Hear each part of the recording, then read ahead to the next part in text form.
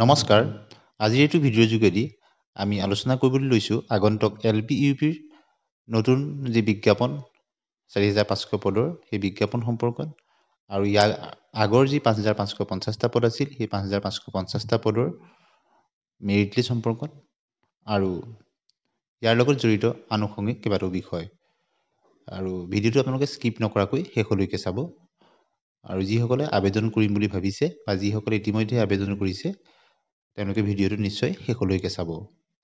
প্ৰথম কথা যে অসম চৰকাৰৰ যি আন্তৰিকতাৰে এই নতুন বিজ্ঞাপন বা আগৰ বিজ্ঞাপনখিনি প্ৰকাশ কৰিছে তাৰ কাৰণে সকলোৱে প্ৰথমেই ধন্যবাদ দিব লাগিব শিক্ষামন্ত্ৰী মহোদয়ক, মুখ্যমন্ত্ৰী মহোদয়ক, কিয়নো কথামতেই তেখেতে কাম কৰিছে যে ৫৫৫০টা পদৰ বিজ্ঞাপনৰ পিছতেই তেখেতে ঘোষণা কৰিছিল যে ৪৫০০ পদৰ নতুন বিজ্ঞাপন হ'ব আৰু সেইমতেই নতুন বিজ্ঞাপন প্ৰকাশ পাইছে। কিছু কাৰণত যদিও বা ৫৫৫০টা পদৰ এতিয়ালৈকে মেধা তালিকা প্ৰকাশ পোৱা নাই, তথাপিতো আপোনালোকে নিশ্চয় গম পাইছে যে নিযুক্তি হ'ব ২০২৫ চনৰ ১০ মে'ৰ আগে পিছে।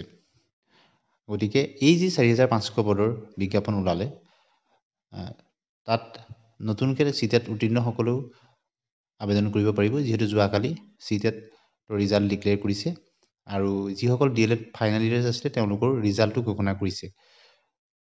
আপোনালোকে নিশ্চয় গম পায় যোৱাকালি DLEDৰ ফাইনেলৰ ৰিজাল্ট ঘোষণা কৰিছে আৰু ৮ তাৰিখে ঘোষণা কৰিছে আৰু ৯ তাৰিখৰ দিনা চিটেটৰ ৰিজাল্ট দিছে আৰু ৯ তাৰিখৰ দিনাই বিজ্ঞাপনো প্ৰকাশ পাইছে। গতিকে নতুনকৈ চিটেট উত্তীৰ্ণ হৈ নম্বৰ বৃদ্ধি কৰা সকলৰ কাৰণেও এটা সুবৰ্ণ সুযোগ। গতিকে LP/UPত দুইটা এডভাৰটাইজমেণ্ট মিলাই ৯০৫০টা পদ হ'লগৈ। গতিকে যদি কিছু কথা ভিডিঅ'টো আমি উল্লেখ কৰিম, তেনেদৰে যদি হয় কম নম্বৰ থকা প্ৰাৰ্থীসকলৰ ক্ষেত্ৰতো কিন্তু এক আশাৰ সঞ্চাৰ হ'ব। আহকচোন কি কি গুৰুত্বপূৰ্ণ কথা কেনেধৰণে যদি আগবাঢ়ে তেতিয়া আমি আশা কৰিব পাৰোঁ কম নম্বৰ থকা সকলেও আপোনালোকে আপোনালোকৰ মতামত জনাব। আমাৰ এই যিখিনি কথা আমি ক'ম তাৰ লগত আপোনালোক সহমত হয়নে নহয়। প্ৰথম কথা চাব যে ৫৫৫০টা পদৰ বিজ্ঞাপন প্ৰকাশ পোৱাৰ পিছতেই কণ্টেক্সুৱেল শিক্ষকসকলৰ ৰেগুলাৰাইজেশ্যন হ'ল। ষ্টেট পুলতে হওক বা সৰ্বশিক্ষাতে থকা প্ৰায় ২৫,০০০মান শিক্ষক তেওঁলোকে ৰেগুলাৰাইজেশ্যনত গুচি গ'ল, কিন্তু তেওঁলোকেও আবেদন কৰিছিলে। গতিকে ৫৫৫০টা পদৰ মেধা তালিকা প্ৰকাশ কৰোঁতে তেওঁলোক যাতে তাত সোমাই নাযায় তাৰ কাৰণে অত্যন্ত জৰুৰী যাতে সেইসকল প্ৰাৰ্থীয়ে মেধা তালিকাত নামটো পুনৰ ব্লক নকৰে, যিহেতু তেওঁলোক নিজৰ স্কুলতেই ৰেগুলাৰ হৈ গৈছে। সেইটো এটা উল্লেখযোগ্য কথা। গতিকে সেইটো কথা এক্সক্লুড হ'ব লাগিব তেওঁলোক। তাৰ কাৰণে ফিজিকেল ডকুমেণ্ট ভেৰিফিকেশ্যন হোৱাটো অত্যন্ত জৰুৰী। যদি তেওঁলোক ফিজিকেল অলৰেডি ৰেগুলাৰ হৈ গৈছে নিজৰ স্কুলত, তেওঁলোক ফিজিকেল ডকুমেণ্ট ভেৰিফিকেশ্যনত যদি উপস্থিত নাথাকে তেতিয়া তেওঁলোকৰ নিশ্চয় মেধা তালিকাত নাম নাহিব। আৰু দ্বিতীয় কথাটো হ'ল যদি ৫৫৫০টা পদৰ মেধা তালিকা সম্পূৰ্ণ হোৱাৰ পিছত এই ৪৫৫০ পদৰ LP/UPৰ মেৰিট লিষ্টবিলাক ওলায়, তেতিয়াহ'লে সেই ৫৫৫০টা পদত যিসকলে ইতিমধ্যেই তেওঁলোকৰ নাম আহিল তেওঁলোক ইয়াৰ পৰা বাদ পৰি যাব। অৰ্থাৎ অভাৰলেপিঙৰ যিটো কথা, অভাৰলেপিং হ'ব নালাগিব। তেতিয়া ৯,০০০ৰ কাৰণে সুযোগ আহিব, নহ'লে নম্বৰ বেছি থকাখিনি দুইটা এডভাৰটাইজমেণ্টতে পাই যাব।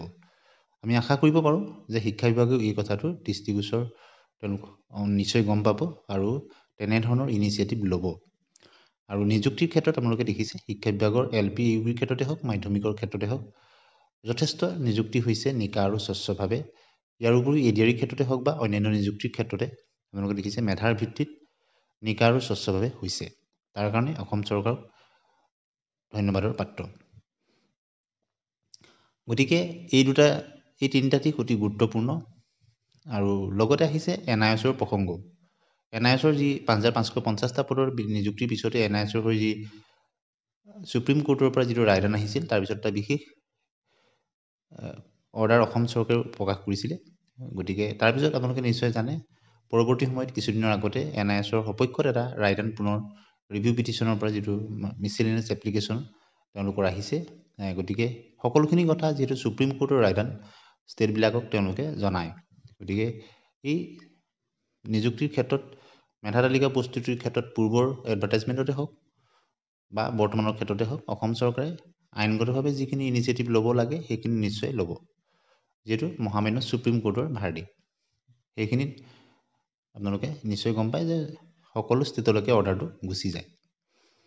আৰু ইয়াৰ লগতে অভাৰলেপিঙৰ যিটো সমস্যা, অভাৰলেপিঙৰ সমস্যাটো যদি কমে অন্ততঃ 9,000 যি 50টা পদ হ'লগৈ দুইটা বিজ্ঞাপন মিলাই 9,050টাই পাব। আৰু একেজন প্ৰাৰ্থী কেইবাবাৰো উত্তীৰ্ণ হৈ তেওঁলোকৰ নম্বৰ বৃদ্ধি কৰিছে, তথাপিতো মেক্সিমাম প্ৰাৰ্থীয়ে কিন্তু চাকৰি পোৱাৰ সুযোগ থাকিব। যদি দুইটাতে বেছি নম্বৰ পোৱা সকলোৱে পাই যায় তেতিয়া কিন্তু অভাৰলেপিং হৈ যাব। গতিকে এই ক্ষেত্ৰত প্ৰাৰ্থীসকলেও আবেদনৰ পিছত নিশ্চয় শিক্ষা বিভাগক DW অফিচত তেওঁলোকে সেইখিনি কথা তেওঁলোকে বা শিক্ষামন্ত্ৰী মহোদয়, মুখ্যমন্ত্ৰী মহোদয়ক তেখেতলোকে অৱগত নিশ্চয় কৰিব। কিন্তু প্ৰথমতে এই নতুন বিজ্ঞাপনৰ যি নতুন বিজ্ঞাপন ওলাইছে তাত আপোনালোকে আবেদন কৰিব।